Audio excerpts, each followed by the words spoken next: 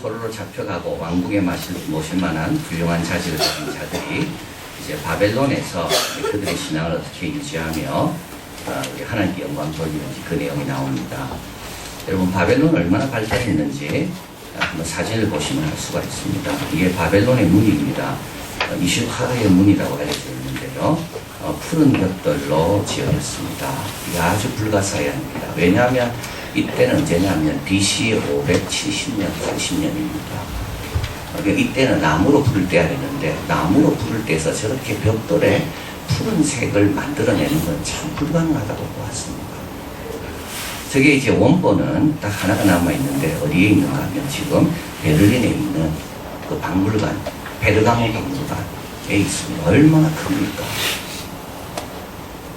그러니까 유대 예루살렘에 있던 그 귀족들이 할지라도 지금 이라크 수도 바벨론 근처에 있는 곳이 바벨론이라는 곳인데 거기에 가서 저 문을 통해 들어가면 이제 바벨론 궁정이 있는 겁니다.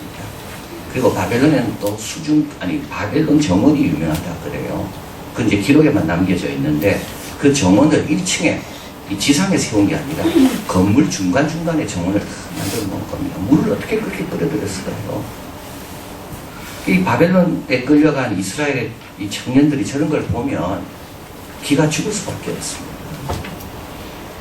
그런데 이들은 어떻게 했을까? 바벨론화가 됐을까요? 자기의 정체성을 버렸을까요? 어리석을 만큼 하나님의 율법을 포기할 만큼 어리석었을까요? 하나님에 대한 사랑이 이때 잊어버리실 정도까지 하나님을 향한 사랑은 비상적이었을까요? 8절에 다니엘은 뜻을 정하여 왕의 진미와 그의 마시는 포도주로 자기를 더럽히지 아니하리라 하고 다니엘과 친구들은 뜻을 딱 정합니다. 이 왕의 진미와 포도주를 먹지 않겠다고 딱 정한 겁니다. 이 왕의 진미라는 것은 유대인들은 그 많은 음식이 있습니다. 우상에게 바쳐진 이런 음식은 먹지 않습니다. 돼지고기 같은 거는 유대인들은 먹지 않습니다. 지금도 미국 숲에 가보면 코셔라는 람이 있습니다. 이거는 유대인들이 먹을 수 있는 음식만 파는 곳입니다. 그 유대인들은 먹어야 될 음식과 먹지 않는 음식을 철저히 구분했습니다. 이 바벨론 포로로 끌려간 이 친구들은 그대로 이제 그 율법대로 딱 살겠다. 그래서 왕의 진미 먹지 않겠다. 그리고 포도주 거절하는 거, 이거는 나시린에 서야 됩니다. 하나님께 바쳐진 사람은 포도주와 독주를 먹으면 안 됩니다. 이들은 뭘 떠올렸겠습니까? 삼손을 떠올렸습니다. 삼손처럼 재능이 많고 힘이 많지만 포도주를 먹는 순간부터 모든 것을 뺏긴 그 삼손. 그래서 이들은 우리는 하나님께 드려진 자로 살아야 된다. 그래서 포도주를 거절하는 뜻을 세웠습니다. 고린도전서 10장 23절 같이 읽어봅니다. 모든 것이 가하나 모든 것이 유익한 것이 아니요 모든 것이 가하나 모든 것이 덕을 세우는 것은 아니니. 다 가능합니다. 그러나 유익한 게 아닙니다. 다 가능합니다. 그러나 덕을 세우는 게 아닙니다. 이들은 뜻을 다 정합니다. 자, 그리고 나서 8절에 보니까 자기를 더럽히지 않게 하기를 환관장에게 구하니. 이들은 뜻을 정하고 난 다음에 즉시 실행합니다. 72시간 법칙이 있습니다. 결심하고 난 다음에 72시간 안에 행하지 않으면 행할 확률이 없어진다는 겁니다. 그래서 하나님께서 은혜 주셨잖아요. 그럼 즉시 순종하고 즉시 행동해요. 아브라함이 이삭을 바칠 수 있었던 이유는 새벽부터 출발했기 때문에 그렇습니다. 그래서 이들도 뜻을 정한 다음에는 시간을 기다리는 게 아니라 환관장에게 즉시 말합니다. 환관장이 이렇게 이야기합니다. 내가 주를 왕을 두려워하는데 너희 먹을 것과 너희 마실 것을 지정했다 왕이. 그러나 너희들이 먹지 않아서 얼굴이 초췌하면 내 목숨이 위험하다. 그래서 다니엘이 10일 동안 시험해봐라. 이 10일은 어떤 기간입니까? 상황을 보기에 충분한 기간이 10일입니다. 의심을 불러오지 않을 만큼 긴 기간이 10일입니다. 여러분, 지혜는 뭘까요? 지혜는 요령이 아닙니다. 지혜는요, 하나님의 뜻을 행하기 위해서 구하는 것이 지혜입니다. 내가 하나님 뜻대로 살아야 되는데 여러 환경과 형편이 복잡한 겁니다. 그래서 하나님 앞에 구하는 것이 지혜입니다. 이런 복잡한 환경 가운데도 나는 이 뜻대로 살아야 되는데 이 뜻대로 살기 위해서 하나님 나에게 지혜를 달라는 것이 지혜입니다. 지혜로운 사람은 믿음이 있는 사람이 지혜로운 사람, 지혜를 구하는 겁니다. 하나님 뜻대로 살고 싶은 사람이 구하는 것이 뭐라고요? 그게 지혜인 겁니다. 성공하고 싶어서 구하는 게 지혜가 아닙니다. 성경에서 말하는 지혜는 내가 하나님 뜻대로 살아야 되는데 이 형편과 환경이 너무 복잡하다는 겁니다. 그래서 이 가운데서 어떻게 하나님 뜻대로 살 건가? 하나님 앞에 구하는 것이 그게 지혜인 겁니다. 도망가기 위해서 구하는 게 아니고요.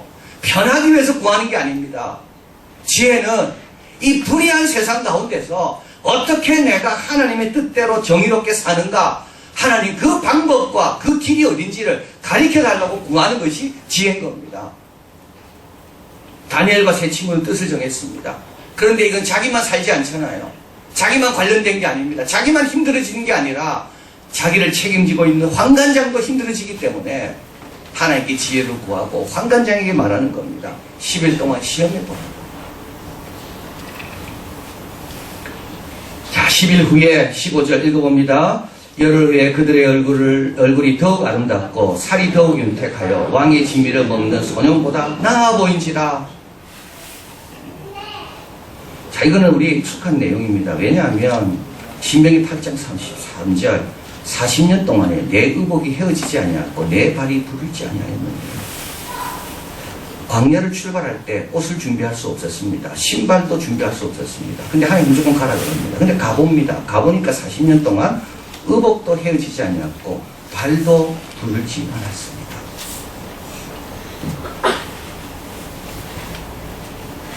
광야를 향해 출발할 때 챙길 게 얼마나 많았을까요? 근데 하나님 그냥 가라 그래요. 근데 가보니까 어떻게 됩니까? 발은 여전히 건강하고 옷은요 신비롭습니다. 헤어지지 않습니다. 안 먹었는데도 건강합니다. 주일날 교회 와서 예배 드렸는데요, 뭐 성적이 좋았다 이러면 좀 그렇겠지만 실력이 더 붙는 겁니다. 교회 봉사하면서 시간 많이 뺏겼는데요, 오히려 더 잘하는 겁니다. 이게 또 똑같은 경우가 나타납니다. 그게 뭐냐면 에스더입니다. 에스더는 왕후에 나아갈 때요, 가장 잘 꾸미고 나아가고 가장 좋은 컨디션에 나가야 됩니다. 근데 그렇지 않습니다. 에스더는 사흘 동안 먹지도 않고 마시지 않고 나갑니다. 에스더 5장 2절입니다. 왕후 에스더가 뜰에 선 것을 본즉 심히 사랑스러워.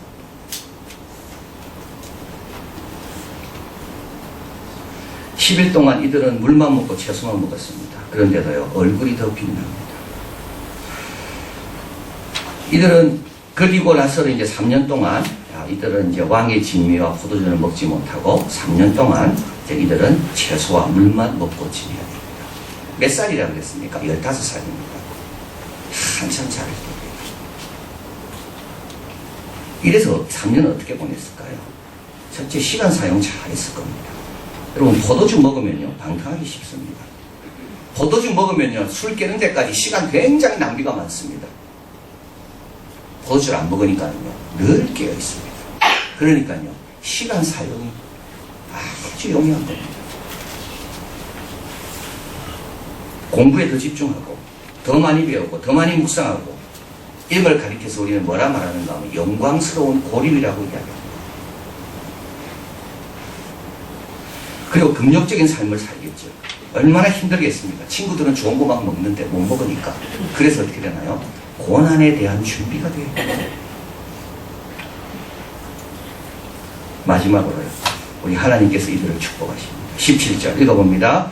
하나님이 이 네 소년에게 지식을 얻게 하시며 모든 학문과 재주에 명철하게 하신 후에 다니엘은 또 모든 이상과 몽조를 깨달아 알더라. 지식을 얻게 됐다는 말은 뭐냐 하면 자꾸 쌓이는 겁니다. 아주 기억력이 좋습니다. 이 모든 학문과 재주라는 말은, 이건 학문은 리터레처, 이건 문학적인 겁니다. 이거 기본적인 교양입니다. 재주는 뭡니까? 이건 활용하는, 적응하는 겁니다. 이 두 가지가 잘 구비되어 있습니다.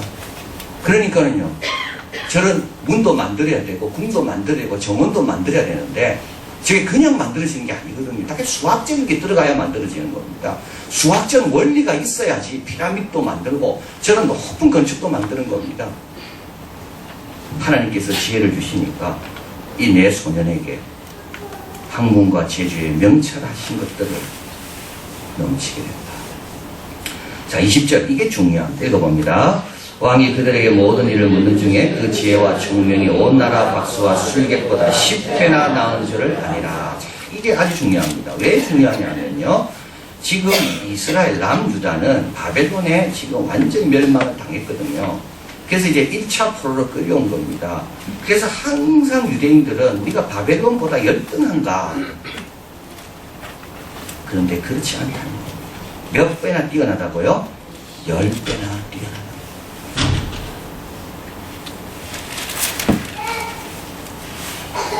이거는 가리켜서 이렇게 말합니다. 이 네 청년, 많은 청년들은 박탈을 당했습니다. 그런데요, 하나님께서 다 갚아주시는 겁니다. 유대민족 멸시를 받았습니다. 그런데요, 존중을 받습니다. 우리 하나님 우습게 여김을 받았습니다. 그런데 우리 하나님이 높여집니다. 이 세 가지입니다. 내가 뜻을 정하고 신앙의 길을 갈 때 어떻게 된다고요? 나는 보상받고요. 우리 교회와 우리 신앙인들은요, 높임을 받고 하나님은 영광을 받으시는 거예요. 그 1861년도에 태어나서 1930년도에 이제 돌아가신 지무라 간조 있습니다. 메이지 시대 가장 영향력이 있던 사람 중에 한 명입니다. 그러니까 이게 메이지 헌법입니다. 천황을 신성시하는 헌법에 반대했던 기독교 무력자들 5명 가운데 한 명입니다. 우수한 학생들이 모이는 제일고등학교 교직을 맡고 영어를 가르치고 있었습니다. 교육치거, 이 치거라는 말을 들어오는 모든 용어들은 다 뭐냐? 군인치거, 뭐 이런 치거라는 말은 이런 천황이 내려준 말을 치거라 그럽니다. 천황의 목소리를 옥음이라 그럽니다. 천황의 결단을 성단이라고 말합니다. 그만큼 천황은 일본 사람들에게 신인 것 같습니다. 모든 신의 대표신이 천황입니다. 그러니까 천황이 교육은 이렇게 해야 된다라는 것을 내렸는데 이것이 교육치거입니다. 그리고 이걸 다 읽은 다음에는 이 교육치거를 내린 천황에게 절을 해야 됩니다. 그런데 우찌무라 간조 이 기독교인은 절을 하지 않았습니다. 학교에서 쫓겨납니다. 이걸 계기로 기독교는 일본에서 박해를 많이 받았다고 합니다. 그는 국립전문학교인 삿포로 농업대학에 15살, 16살에 입학을 합니다. 이 삿포로 대학은 뭐로 유명하냐면 Boys be ambitious 여러분 있죠. 소년이여 야망을 가져라.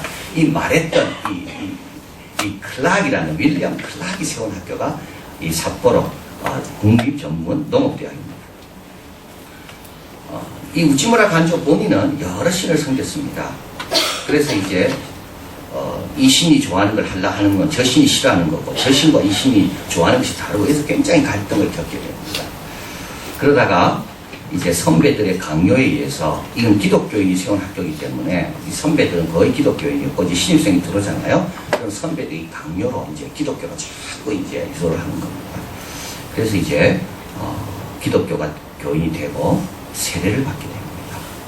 그러면서 그는 이렇게 말합니다. 하나님이 나를 새롭게 만들어 주셨다.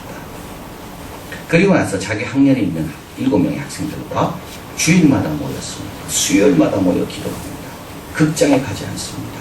금주 서약도 합니다. 이분은 졸업을 한 다음에 국가 공무원이 돼서 출장을 가게 됐는데요. 외딴 섬에 가게 됩니다. 근데 그 섬에 11번 호텔이라는 여관이 있습니다. 이 11번 호텔 여관은 뭐로 유명하냐면 이 여관 주인이 술을 너무 좋아해서 여관에 투숙하는 사람은 무조건 술을 먹어야 되는 겁니다. 그래서 이 소문을 듣고 우찌무라 간조는 출장 갈 때 기도를 하고 단단히 무장을 하고 갑니다. 그리고 나서 내가 어떻게 해야 되나. 그리고 일본 사람들은 술을 거절하는 것은 굉장히 상처가 되거든요. 그래서 본인은 이것이 가시였다고 봅니다. 나는 원치 않는데 내가 남에게 가시를 주는 거구나. 그리고 기도하고 갑니다. 그런데 그날 조용히 지나갑니다. 그리고 깨보니까 동네 사람들이 자기한테 와서 이런 겁니다. 당신 때문에 우리가 처음으로 편안한 밤을 보냈다고. 이 우찌무라 간조예요. 자, 다시 학교로 돌아오면 수요일날 주일날 모여서 기도하고 서로 돌아가면서 말씀을 묵상한 걸 나누고 졸업을 하게 됩니다. 추우나 더우나 미우나 이렇게 모였습니다. 당시 학교에 21명이 입학했는데 12명만 졸업했고요. 그 중에 7명은 기독교인입니다. 비기독교인들이 기독교를 반대하는 이유는 딴 게 아니었다고 합니다. 딱 하나입니다. 일요일은 주일인데 공부를 못하게 하기 때문입니다. 그런데 시험은 항상 언제 있었다고요? 월요일 날 아침입니다. 그런데 졸업할 때 어떻게 됐나요? 1등부터 7등까지는 이 7명의 기독교인들이 다 그는 이렇게 말합니다. 안식일이 본질적인 가치가 있는 날이며 실제적인 이득의 증거가 있다는 것을 확실히 보여주는 일이다. 2016년 12월 육아정책연구소에서 나온 자료입니다. 사교육 이용의 하향화. 사교육을 몇 살부터 시키는가 하면 지금은 1세 이전부터 시킵니다. 문화상태의 애를 데리고 갑니다. 그런데 이 영유아의 사교육은 예체능보다 학습 사교육이 훨씬 많다는 겁니다.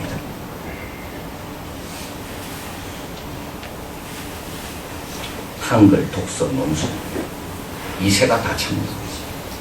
그럼에도 부모는 늘 부족하다고 느낀다. 아이들은요, 이런 것들 때문에 정서불안을 느끼고 공격성으로 바뀌고 위축되고 불안이 생깁니다. 왜 그럴까요? 10배나 뛰어난 놀라운 말씀을 들을 수 있는데도 왜 우리는 이 어리석은 이런 것들을 따라갈까요? 하나님에 대한 사랑이 비상적이거나 말씀에 대한 중요성을 모를 정도로 어리석거나 손해볼 것에 대한 용기가 부족해서 그렇습니다. 하나님에 대한 사랑이 비상적입니다. 하나님 말씀에 대한 가치를 모를 정도로 우리는 어리석습니다. 그리고요, 하나님 때문에 좀 손해보는 것에 대해서는 그걸 감수할 만한 용기가 없습니다. 그러면요, 바벨론 같은 큰 세력 앞에서 그냥 고개를 숙이고 하나님 잊어버리고 적당히 적응하면서 타협하면서 사는 거죠. 히브리서 10장 35절 읽어봅니다. 그러므로 너희 담대함을 버리지 말라. 이것이 큰 상을 얻느니라. 작은 상이 아닙니다. 큰 상입니다. 큰 상을 얻으려면 어떻게 된다고요? 담대함을 버리지 마라. 작은 상이 아닙니다. 다니엘과 이 세 친구는 큰 상을 받았습니다. 10배나 뛰어난 지혜와 명철의 상을 받았습니다. 작은 상이 아닙니다. 우리도 뜻을 좀 정해야 됩니다. 뜻을 정해야 됩니다. 오늘 우리 고등학생들 뜻을 정해야 됩니다. 나는 수능이 있다 할지라도, 월요일날 시험이 있다 할지라도, 나는 주일날 교회 오는 것을 나는 절대 타협하거나 물러서지 않는다. 뜻을 정해야 됩니다. 영원한 것을 위하여 잠시 있다 사라져가는 것을 포기하기를 두려워하지 않는다. 뜻을 정해야 됩니다. 왕의 진미와 포도주를 3년 동안 안 먹었습니다. 채소와 물만 먹었습니다. 그런데도요, 얼굴은 더 빛나고 하나님 축적을 더 받았습니다. 여러분이 자녀 양육할 때 뜻을 정해야 됩니다. 애들 어릴 때는 막 교회 보내다가 애들 바빠지면 교회 안 보내고. 여러분, 하나님의 사랑이 비상적인 겁니다. 용기가 부족한 겁니다. 그거는 다른 게 아닙니다. 그거는 문화가 아니고 그거는 내 용기와 내 지혜가 부족한 겁니다. 이걸 회개해야 되는 거죠.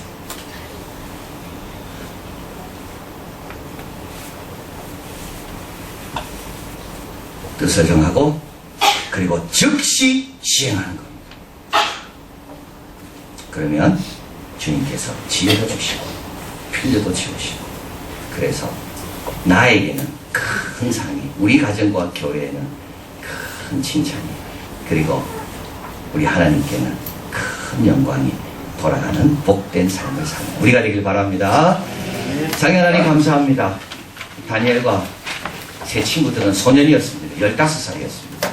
그런데도 이들은 바벨론의 영광과 그 화려함에 기죽지 않고 이것보다 더 영원하고 크신 하나님을 바라보며 왕이 직접 지정한 진미와 그 좋은 포도주도 다 거절하고 3년 동안 물과 채소만 먹고 살았다는 것을 보았습니다.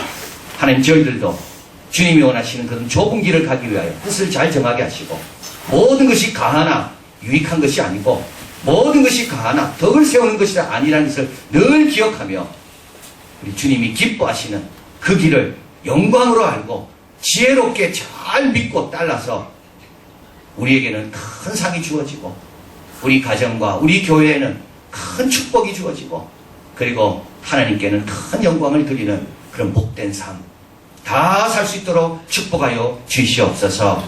오늘 우리 참석한 우리 교회학교 아이들 다니엘처럼 그 세 친구처럼 그렇게 양육되기를 원합니다. 어디 가도 변함없이 어디 가도 영향받지 말고 어디 가도 삼손처럼 되지 말고, 그래서 참 주님이 보실 때 솔로몬보다 아름답고 삼손보다 귀한 그와 같은 충성과 심지가 견고한 믿음의 자녀들이 다 될 수 있도록 축복하여 주시옵소서. 예수 그리스도 이름으로 기도하옵나이다. 아멘.